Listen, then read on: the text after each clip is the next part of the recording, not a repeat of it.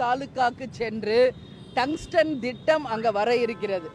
அதை எதிர்த்து இன்னைக்கு 48 கிராம மக்கள் இன்னைக்கு போராடிக்கிட்டு இருக்காங்க. மிகப்பெரிய அளவில் அமைதி பேரணி அவங்க நடத்தி இருக்காங்க. அந்த ஒட்டுமொத்த மக்களையும் நான் நேரடியாக சந்தித்து உறுதியாக 5000 ஏக்கருக்கு மேல விளைநிலங்களை கையகப்படுத்தி 48 கிராமங்களை உள்ளடக்கிய அந்த மேலூர் தாலுக்காவில் டங்ஸ்டன் திட்டம் நிச்சயம் வராது. அதற்கு நாங்கள் உறுதியாக சென்று கவர்னர் அவர்களை சந்தித்து மத்திய அரசுக்கு அழுத்தம் கொடுத்து அந்த திட்டத்தை உடனடியாக ரத்து செய்ய வேண்டும் என்று நிச்சயம் நாங்கள் கோரிக்கை வைப்போம்னு சொல்லிட்டு வந்தேன். அதை கவர்னர் கிட்ட சொன்னேன். உறுதியாக மக்களுக்கு அகெயின்ஸ்டா நடக்கிற எந்த விஷயத்தையும் நாங்கள் சென்ட்ரல் கவர்மெண்ட்டோட கவனத்துக்கு கொண்டு போவோம். ஏன்னா விளைநிலங்கள் பயிர் பண்ற அந்த மக்கள் நம்பி இருக்கிறது, அந்த மேலூர் மக்கள் அத்தனை பேரும் நம்பி இருக்கிறது விவசாயத்தை. அங்க நீங்க டங்ஸ்டன் திட்டத்தை கொண்டு வரோம்னு சொன்னா இது எந்த வகையில் நியாயம்? ஒட்டுமொத்த மக்கள் இனி கடும் எதிர்ப்பை தெரிவிச்சிருக்காங்க.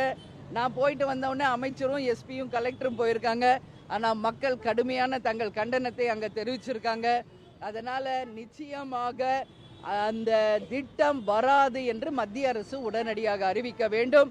அதை நாங்கள் கவர்னரிடம் வலியுறுத்தி சொல்லியிருக்கோம். அது மட்டும் இல்லாமல் தமிழக அரசு பாதுகாக்கப்பட்ட வேளாண் மண்டலமாக மேலூர் தாலுக்காவை அறிவிக்க வேண்டும் என்பதையும் வலியுறுத்தி இங்கே சொல்கிறேன். அதையும் அவரிடம் நாங்கள் வலியுறுத்தியிருக்கோம். இதை தமிழக அரசு தான் செய்ய வேண்டும். அவங்க சொல்கிறாங்க எப்படி அது வேளாண் மண்டலமாக அறிவிக்க முடியாது, நிறைய ஃபார்மாலிட்டிஸ் இருக்குன்னு அமைச்சர் சொல்லியிருக்காரு மூர்த்தி அவர்கள். நான் ஒன்று கேட்குறேன் மூர்த்தி அவர்களை, இன்னைக்கு தஞ்சாவூரில் அண்ணன் எடப்பாடியார் அதிமுக ஆட்சியில் இருந்தப்போ தஞ்சாவூரை பாதுகாக்கப்பட்ட வேளாண் மண்டலமாக அறிவிச்சாரா இல்லையா? ஏன் உங்களால் அறிவிக்க முடியாதா? மக்களுக்கு ஒரு விஷயம் நல்லதுன்னா நீங்கள் கூட இருந்து சப்போர்ட் பண்ண மாட்டீங்களா? உண்மையிலேயே இந்த அரசு விவசாயிகளுக்கும் ஏழை மக்களுக்கும் துணை நிற்கிறது என்றால் உடனடியாக இந்த பொங்கல் பரிசாக 1000 ரூபாய் தான் நீங்கள் கொடுக்கல, அதை அட்லீஸ்ட் பாதுகாக்கப்பட்ட வேளாண் மண்டலமாக மேலூர் தாலுக்காவை நாங்கள் அறிவிக்கிறோம் என்பதை இந்த தமிழக அரசு ஸ்டாலின் அவர்கள் உடனடியாக அறிவிக்க வேண்டும் என்று மதுரை மேலூர் மக்களை சார்பாக இங்கே நான் என்னுடைய கோரிக்கையை தமிழக அரசுக்கு வைக்கிறேன். ஆமா, இடைத்தேர்தல் டேட் அறிவிச்சிருக்காங்க. இன்னும் யாரும் வேட்பாளர்கள் அறிவிக்கவில்லை. தேமுதிகவினுடைய நிலைப்பாடு என்ன என்பது இன்னும் ஒன்று இல்லை 2 நாள்ல உங்களுக்கு தலைமை கழகமே அதிகாரப்பூர்வமாக நாங்கள் அறிவிப்போம். இல்ல, நாங்க எல்லா இடைத்தேர்தலையும் சந்தித்த ஒரே கட்சி தேமுதிக. அது உங்க எல்லாருக்குமே தெரியும். இதுவரைக்கும் தமிழ்நாட்டில் நடந்த அனைத்து தேர்தல்களையும் இடைத்தேர்தல்களை சந்திச்சிருக்கோம்.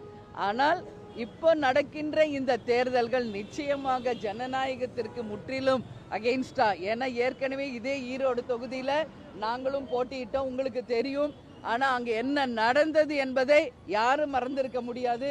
இதுவரைக்கும் தமிழக அரசியல் வரலாற்றிலே இல்லாத அளவு மக்களை ஆட்டு மந்தைகளைப் போல இன்னைக்கு மந்தைகளில் அடைச்சி வச்சு வெறும் ஓட்டுக்கு காசும் இலவசங்களையும் கொடுத்து ஒட்டுமொத்த மக்களையும் மிரட்டி அந்த ஓட்டுக்களை வாங்கி இன்னைக்கு அந்த விளம்பர ஆட்சி தங்களுடைய வெற்றியாக அதை பறைசாற்றுறாங்க.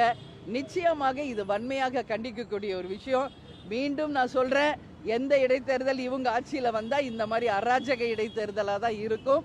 எனவே நாங்கள் அனைத்து தேர்தலையும் சந்தித்தவர்கள். இந்த இடைத்தேர்தலில் எங்கள் நிலைப்பாடு என்ன என்பதை உங்களுக்கு தெரிவிக்கிறோம். இது 2-3 நாளாக என்கிட்ட எல்லா பிரஸும் கேட்டுட்டாங்க. நான் தெளிவாக இதுக்கு பதில் சொல்லியிருக்கேங்க.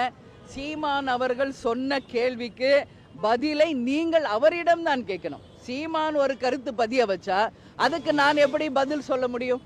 இதற்கு முழு முக்கிய பொறுப்பேற்க வேண்டியவது சீமான் அவர்கள் தான். ஏன் அந்த மாதிரி பேசினாரு? ஏன்னா பெரியார் யார் என்பது உலகுக்கு தெரியும், தமிழக மக்களுக்கு தெரியும்.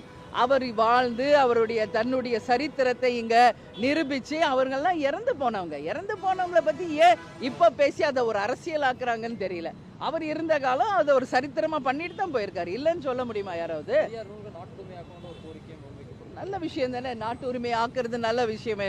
பெரியாருடைய நூல்களை அதுல மாற்று கருத்து கிடையாதுங்க.